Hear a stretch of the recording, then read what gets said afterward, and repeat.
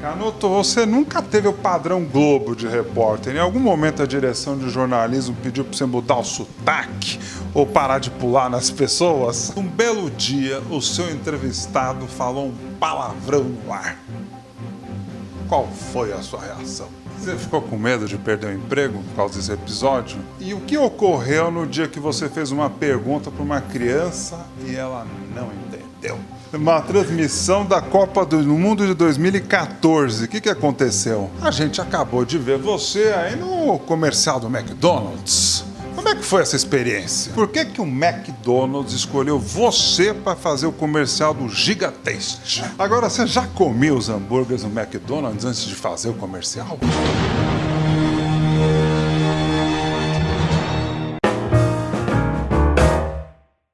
Antes de começar a minha entrevista com Márcio Canuto, eu tenho um recado muito importante. Inscreva-se no canal agora, ative o sino e traga os seus amigos.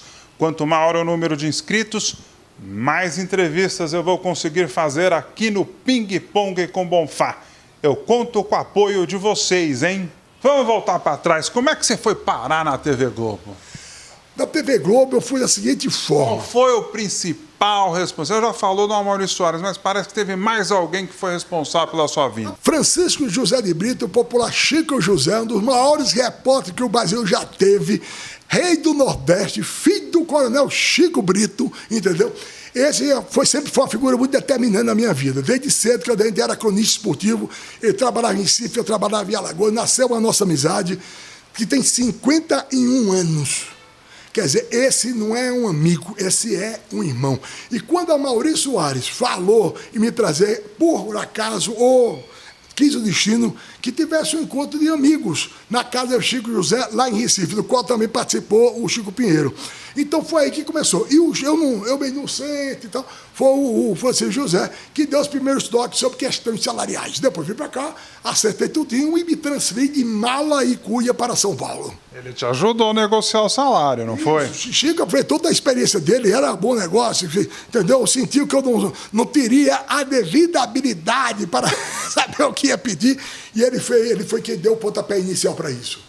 Canuto, você nunca teve o padrão Globo de repórter. Em algum momento a direção de jornalismo pediu para você mudar o sotaque ou parar de pular nas pessoas? Nunca aconteceu isso. Foi muito engraçado, porque eu também, em algum momento, eu tive esse tipo de preocupação. E eu não teria como mudar, porque eu não sei se é diferente. Eu sou isso o tempo todo, né? Mas não, a Globo, pelo contrário, ela estimulou isso, tanto que quando eu fui para Fono, que a doutora Leni, que é a figura maravilhosa, extremamente competente, a orientação era não mudar nada. Era deixar eu ser do jeito que eu era. E assim foi a vida toda. Um belo dia, o seu entrevistado falou um palavrão no ar. Qual foi a sua reação? A minha reação foi... Rapaz, isso foi uma loucura. O cara era um contador formado, quer dizer, uma figura esclarecida. Né? Ele tinha abandonado Fortaleza para vir para o show da Madonna. Né? Mas naquela época do Crash, 2008, o emprego valia ouro. Quem pedia um emprego ficava desesperado para conseguir outro. E o patrão disse assim, ou vai para o show da Madonna ou fica no emprego. Ele veio para o show da Madonna, ele me contou essa história 2, 3, 4 vezes. Né? Na hora que foi ao ar, eu pergunto, mas aí ele faz... Aí eu digo, o patrão seu patrão condicionou, ou você vai para o show da Madonna ou você ficava no emprego. E você, e o seu emprego agora? O emprego que... Eu não vou dizer, né? Você dizer. Não, o emprego que se foda. Cadê isso?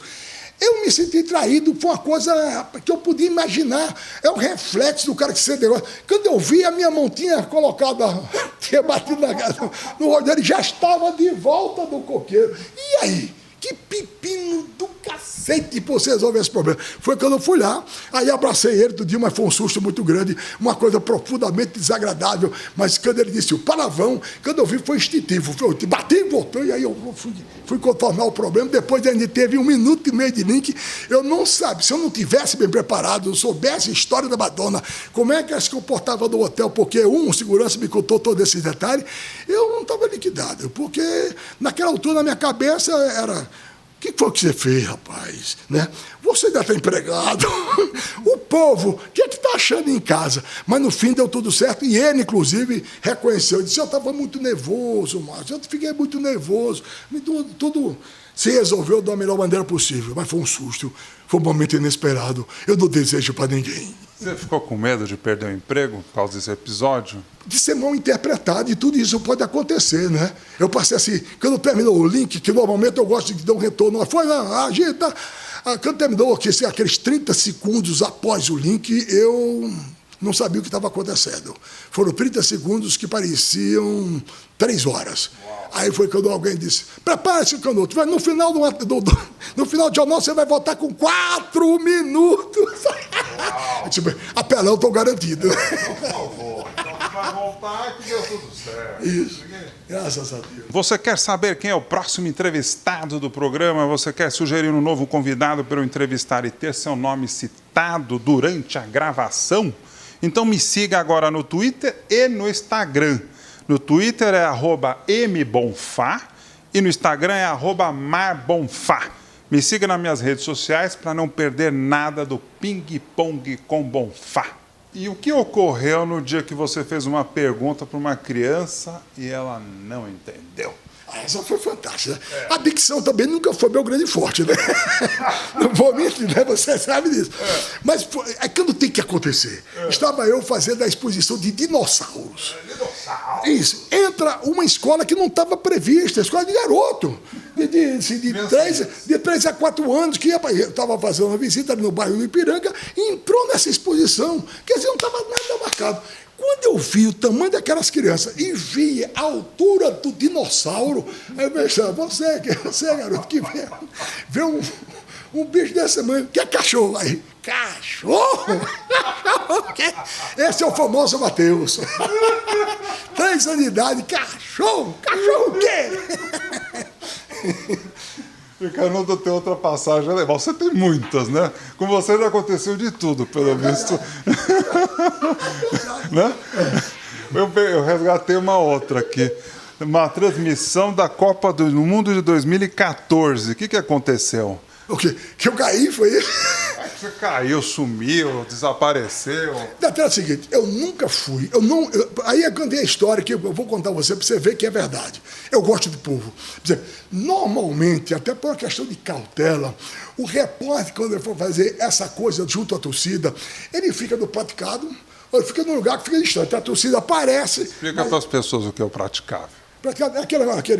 Aquele pequeno palanque, né? Aquela coisa, palanque só para você ficar em cima, se destaca um pouco. Então, o que ocorre? O pessoal faz isso até por questão de cautela, de segurança. Né? Eu gosto de estar no meio do povo. Eu gosto daquele empurra, vai para cá, eu gosto daquilo, rapaz. Ele gosta do calor humano. Eu gosto, rapaz. O bicho, coisinha para eu gostar, é de estar junto de povo. Aí quando eu tô lá, o cara deu um toque, eu estava num degrauzinho assim. O povo, quando veio, deu um toque, eu passa, mas eu não cheguei a cair, eu me desequilibrei. Desapareceu. Aí eu desapareci, corri logo para voltar para o povo dizer, o que foi que aconteceu? O homem sumiu. Aí eu fazia assim na barra da calça do cinegrafista, o Valdezinho, aqui. Canuto sumiu, o que aconteceu? Eis que reaparece ele como se fosse uma obra de David Copperfield. Você está meio aposentado porque você não parou, né? A gente acabou de ver você aí no comercial do McDonald's. Como é que foi essa experiência? Uma experiência fantástica, né? Porque você muda tudo, todo o processo, toda a operação. Aí você tem um diretor de cinema, você tem um assistente de direção, você trabalha com outro equipamento, é marcado, é conversado, é fantástico. Eu adorei viver aquele ambiente que é completamente diferente da reportagem. Você se divertiu? Né? Me diverti. Foi muito bom, muito divertido. E por que o McDonald's escolheu você para fazer o comercial do Giga Taste? Porque eu acho que o sanduíche é um exagero. O sanduíche é gigante, né? E foi feito por uma dupla de criação de 30 anos para baixo. Foi um pessoal que me acompanhou nos últimos anos. Quer dizer, o pessoal utilizou o quê? Os memes, o meu meme para dar, vamos dizer, a história, fazer o roteiro do lançamento do Gigateste, o sanduíche que é um exagero. Você está gostando da minha conversa com o Canuto? Então mande agora seu comentário aqui no YouTube ou mande a sua mensagem pelo Twitter com a hashtag CanutoComBonfá. Agora, você já comeu os hambúrgueres no McDonald's antes de fazer o comercial? Pouco, porque é o seguinte, durante a semana... Honestamente falando. Durante a semana, eu praticamente não como fora, porque a Globo fica aqui a 6 quilômetros aqui de casa. Quer dizer, eu vim aqui, minha mulher estava esperando para almoçar. Né? Então, às vezes, a gente almoçava aqui, só indo embora, porque o trabalho é isso mesmo. E já tinha provado, já tinha gostado, comia, sim, comia. Agora, o Gigateste é realmente muito bom. É interessante. É uma delícia. É uma delícia. E outra coisa, tem um molho muito bom, que é o molho teste, né? E imagine só, aí você me provocou, né? Aí você tem o pão, você tem 2 hambúrgueres, você tem cebola, você tem cebola chispe, você tem o molho, você tem o bacon, e tudo exageradamente. Quer dizer, é um almoço. Aí você tem a batatinha frita crocante e tem o refrigerante. É igual ao nosso tamanho. É, igual você, Marcelo. Você tem cara que gosta também, viu? Pois é, eu sou fã do McDonald's, que eu vou umas 3 vezes por semana há muitos anos. O próximo que você for, peça o Gigateste e bota da minha conta. Olha lá, hein? Pode botar, não tem problema. Aliás, vou mandar um recado aqui pro João Branco, que é o homem de marketing do McDonald's. A gente precisa conversar, hein? Porque você sabe que a gente pode gravar o Ping-Pong com Bonfá nas lojas do McDonald's. Mas olha que ideia bacana. Foi muito legal, muito bom. É, porque eu posso entrevistar as pessoas no McDonald's, imagina, te comendo um sanduíche, comendo uma batatinha, Você tomando um aproveitou refrigerante. e passou uma primeira, hein, nego velho? Aí você já... Foi pra frente, você aproveitou bem. Ué, você faz o comercial e eu pego uma carona. Eu tô no drive. Foi o que eu fiz. Tem uma publicidade dele no drive-thru, que eu faço a entrega, que também é muito curiosa, é muito divertida. Porque não é nada combinado, eu tocando o pessoal pé de Gigateste que eu lia, eu ia para lá e entregava e as pessoas não acreditavam, outros riam. Foi uma delícia também. João Branco, vamos conversar, hein? Acho que tem negócio, hein? Eu sou fã mesmo do McDonald's, eu adoro como Big Mac, McChicken, quarteirão, nuggets, as tortinhas de maçã, eu sou fã. Falando nisso, como é que tá a sua saúde? Minha saúde tá boa. Tá bom, já tive alguns sustos no passado, né? Eu estou fazendo sempre o check-up, todo ano eu faço, inclusive daqui a mais alguns dias eu vou fazer isso para ver como é que é, porque eu já tive um infarto. Né? Ah, é? Já tenho umas 3 estentes no coração. Quer dizer, eu sou um cara de fortes emoções, até de ordem pessoal. Né? Doutor Pavanella que faz essa observação geral e essa avaliação anual. Quando faz? não semestral ou mensal. O que você faz para cuidar da saúde? Bom, eu faço um pouco de exercício, faço pelo menos 3 vezes, 3 atividades, 3 dias na semana, atividade física, e tomo uma coleção de remédio que não é brincadeira, né? Opa! E é verdade que você já praticou vários esportes? Já. Eu já fui de atleta, já fui em Alagoas, né? Recordista de arremesso de peso, de salto de altura, já joguei futebol, joguei basquetebol, joguei handebol, isso tudo. Já pratiquei judô, mas muito pouco, não era bom. Um pouco de boxe, mas também não era muito bom. Mas tem um começo. Eu não tinha muito, já fui goleiro, entendeu? Mas aí a coisa foi acontecer o seguinte, eu fui me apaixonando pelo jornalismo e fui deixando tudo isso de lado. Então deixei de fazer exercício físico para fazer exercício profissional. Nossa! Qual que é seu time de coração? O Santos. Eu vi várias vezes Doval, Galvio, Coutinho, Pelé e Pepe. Então esse ataque, ele é inesquecível, ele é histórico, ele é inigualável. Originalmente Santos, mas eu gosto de futebol. Sabe uma coisa interessante hoje? Hoje eu vou às vezes para o futebol e vou muito mais para assistir a explosão popular.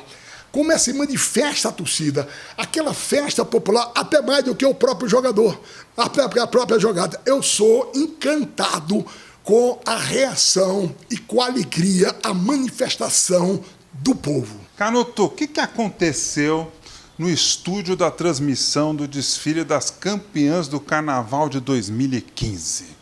Não sei o que você está falando, isso é brincadeira. Não, você não lembra? Não. Você estava lá no estúdio do G1, numa transmissão com as meninas, aí você estava brincando com umas flores. Aí foi a primeira transmissão de carnaval feita pelo G1. Era uma coisa fascinante, histórica e marcante. Eu sou um cara inquieto. Eu estou sentado aqui, mas você não sabe que está movimentando, está me segurando, né? É porque eu gosto de andar, movimentar tudo. Então, na história é o seguinte, eu me levantei para fazer uma brincadeira, era uma transmissão, inclusive, por internet, né, para dar um certo clima, mas tinha imagem e tudo. Foi legal, foi espetacular, foi uma coisa realmente marcante, até marcante por isso. Porque aí eu fui brincar com a Sabina Simonato, foi com a Verusca. Eu sei que quando eu retornei no movimento, o tapete colocado não estava bem fixado. Então ele enrolou nos meus 2 pés.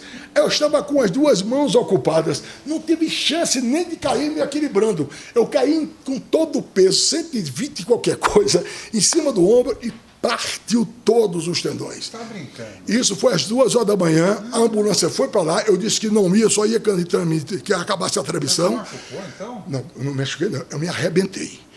Partiram, todos os tendões partiram.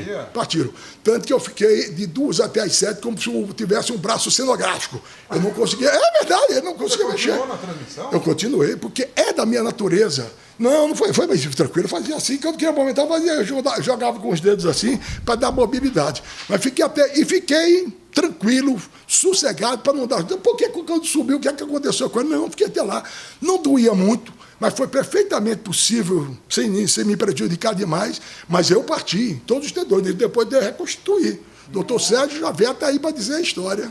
Canuto, você também cobriu a Copa do Mundo de Futebol na França. O que aconteceu com você em Paris? O que você aprontou lá? Essa cobertura foi muito interessante, porque eu mal tinha chegado aqui em São Paulo. A Maurício Soares, um gênio que hoje comanda a programação da TV Globo. Esse é para que eu tiro o chapéu que não tem. Não pode ter nem a sangue, a cabeleira, porque isso também não existe. Ele resolveu que eu fosse fazer a Copa do Mundo, a Copa do Mundo sem credencial, porque foi uma coisa de última hora, e para mostrar como era o paulista na Copa do Mundo. Eu fui fazer matéria só especial com pessoas de São Paulo. Era um material totalmente virado, voltado para São Paulo. Então, passei por muitos perrengues. E o desafio era você descobrir gente de São Paulo, no meio daquele tumulto de uma Copa do Mundo, né? No meio daquela multidão, e pessoas de São Paulo que tivessem história para contar, né? Senão você criava. Como fato marcante, 2 coisas bem interessantes, que eu acho que ficaram até na história da França. Olha que pretensão.